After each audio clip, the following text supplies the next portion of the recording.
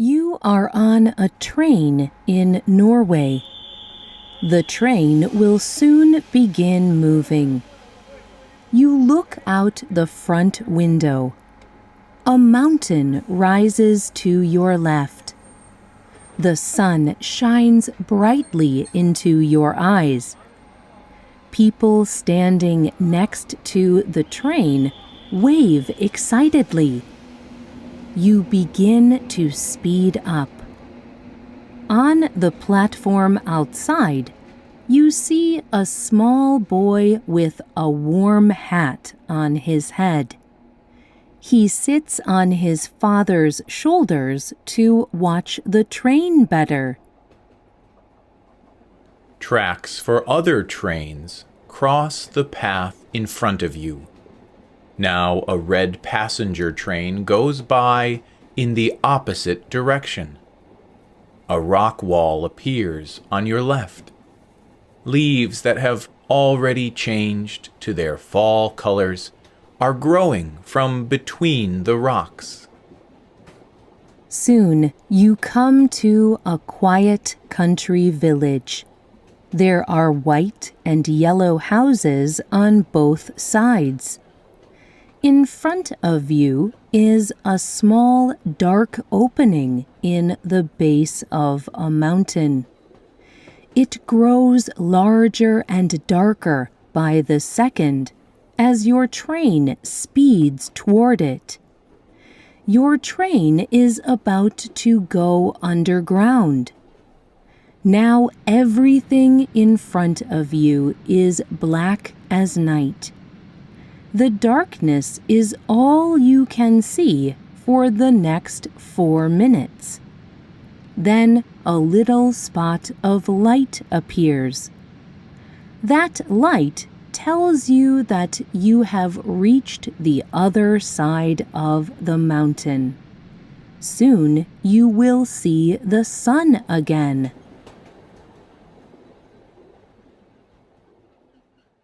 This describes the first 7 minutes of a 7-hour train ride across the country of Norway. This long train ride was recorded on video from beginning to end. It is the first popular example of slow TV.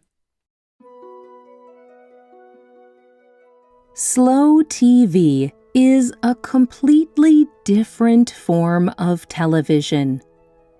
In its most basic form, a person sets up a camera on a usually dull or normal activity, like riding a train.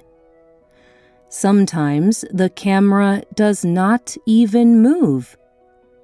Producers do not write a script. They do not make the video go faster or cut parts out. A person watching the video experiences the event in real time. The slow TV train ride video was broadcast on public television in Norway in 2009. Public television in Norway is well supported. The producers did not have to worry about how much money they could make through this program. They decided the idea was creative, and they were interested to see how people would react.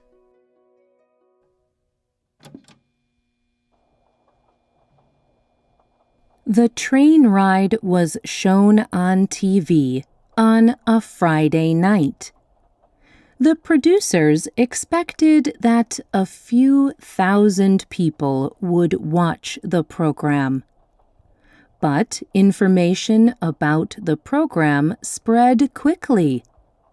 That night, more than 1 million people watched this slow train ride. This means more than 3 times as many people as usual watched TV that night. In fact, people enjoyed the recording so much that they wanted to see more like it. And they wanted the broadcast to stretch on for an even longer amount of time. The producers were surprised and excited. Their next slow TV experiment was a boat trip along the coast of Norway. They recorded for 5.5 days. All the video was broadcast live on public television. But about 2 days into the boat trip, something new began to happen. People began to visit the coast to be in the video. Thomas Hellam was one of the producers of the video. He told NPR, "More and more people singing, playing instruments. People along the coast, and thousands of people showed up at every port, every mountain. They could go find the information and see when will the boat be in my place, and they could prepare." The video showed people waving flags and holding up signs. Small boats sailed next to the large ship. The Queen of Norway waved to the camera from her own boat. Near the end of the trip, the many colors of a rainbow appeared above a green mountain. While the rainbow hung in the sky, this program broke a record. It was the largest number of people ever to watch a program in Norway at the same time. people in Norway continue to enjoy slow TV.